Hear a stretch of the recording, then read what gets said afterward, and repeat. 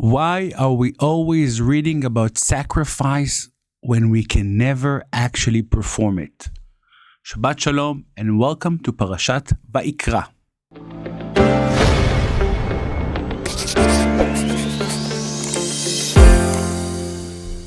Shalom everyone and welcome to Parashat Vayikra. We are in a new book and I'm going to tell you in a spoiler from the beginning. A lot of the work we're going to talk about in this book is about the work of the Korbanot, sacrificing animals in the altar, in the tabernacle. Now, I'm going back to the basics. We are dealing with such a big subject, on and on details. The Torah decides to take such a big chunk of the stories and write them about the Korbanot, about the sacrifice. Not only there, also the Talmud and other books, always about the same elements. Sacrificing animals. And I'm asking you this simple question. What's the essence of sacrificing animals? Why do we need these rituals? On this debate, many other explanations. There's two main people that debated about it. Maimonides and Nachmanides. Maimonides said something simple and yet profound. He said the ancient world already was in the midst of basically idol worshipping animals. You know, in Egypt, we know that the animals were idols. Until this day in India, a cow is an holy animal. Maimonides says that by sacrificing animals, in a sense, we are killing idol worshipping.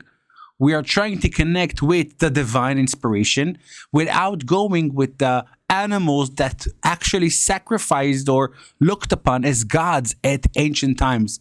We know the symbol of that is in Egypt and many other cultures.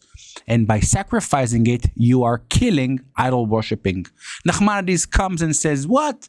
It doesn't make any sense. We see from the first human being, his kids, Cain and Abel, they sacrificed already. Noah, as he finished the flood, he goes and he sacrificed. There was always a sense of sacrifice in the world. It's something in God's nature. What was it? The very simple understanding is the fact that people have nothing to give to God. We have nothing to give to Him. He has all the powers and all the blessings and all the things that the world has. What can you bring as a small human being? You cannot give Him anything, so you want to connect with Him. And how do you connect with Him? You're taking something that's going to be part of you. It's your money, it's something you worked on up, and you tell Him, this is yours. Now, I'm getting closer to you. I'm partnering with you. I'm connecting with you. The very essence of connecting to God is even in the word. To come closer to God, karov in Hebrew, korban is the right word for sacrifice in English. And indeed, the prophets talked about it many times. The verses repeats themselves several times, asking a simple, profound question. Do you think God wants the blood? Do you think God wants the meat of the animals? God is not there to be provided by the special meat you're going to slaughter there. He wants you to bring your heart. He wants you to bring the profound essence of getting connected to God. And this is maybe the honest truth. Sometimes when we're dealing with technical issues, just like sacrificing, we are good in working the details and making all the arrangements to make it happen. And when we really get there, where is our heart? Where is our soul? We look at the stories of the sacrificing of the animals and we think that this was only a technical ritual. It was people coming and shechting some animals and blood pouring, just like a ceremony. It wasn't a ceremony. In a sense, the feeling that being killed there and slaughtered was almost the feeling a person can get when he thinks about being so far away from his God. After sinning, after moving apart from Him, he wants to come closer, but he feels that if he won't come closer, it's almost like he himself is dying. It's almost like he himself is wasting his life. When you see these animals being slaughtered, wasting their life away in a sense, you should think about what it means to you. If you are not close to God, if you are not performing what you need to perform to be a better person, to do God's need in the world, maybe it's like you are wasting your life being slaughtered there. The truth is that there are many different explanations about sacrificing the animals, but the Talmud tells us a very profound thing. And it talks about the fact that some point in the biblical times or just after, we read about the story of idol worshiping time and time again, how they were eager to idol worshiping and how they had to, from the golden calf and from the mask of Micah in Judges and many other places, that there was this eager to sacrifice and to have some idol worshiping in the air. And you look at the stories and you really don't understand, because I don't think none of us is in a point that he is eager to have idol worshiping. So the Talmud tells us that it was canceled. Yes, the feeling to have idol worshiping in the world is not here anymore. How is it that? How can you cancel it? And that's the answer. It's not that idol worshiping is canceled. Still till this day, there are people that are idol worshipers. But generally saying, in the world and the culture, in the what we're living in, that there's just less sense of a connection to God.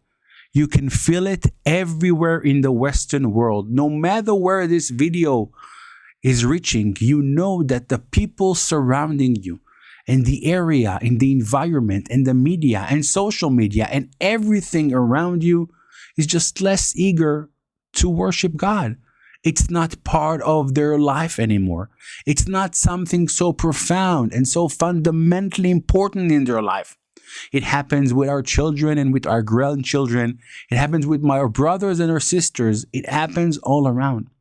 When people want to do less idol worshiping, they basically say, we don't have this mystical, spiritual need anymore.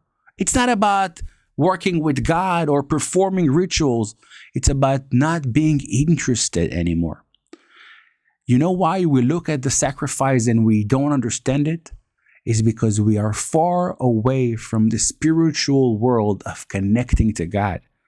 If we knew and if we were clear to us and if we had the feeling of what is it to feel connected to God, to feel close to God, it would make perfect sense to us. Of course, you're coming to the house of the Lord and you are giving yourself to Him and you're connected to Him. And the blood and the smells weren't physical. It's a connection between this world and the next world. How we're taking the physical bodies, something we've been talking about for a while now, just like the tabernacle, you connect the divine and the mundane day-to-day world. By sacrificing the animals, you are sacrificing yourself. By sacrificing the animals, you're connected. You're connected to God. You're coming closer to Him.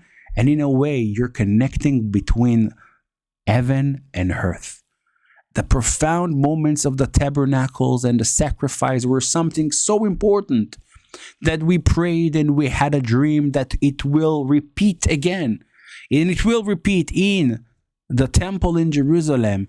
And there was the first temple and the second temple, and they were destroyed, obviously, but we are still praying for the day to come, because we believe and we understand that what we will feel there, what we are praying for, what we are dreaming for, is the connection to God like we cannot imagine.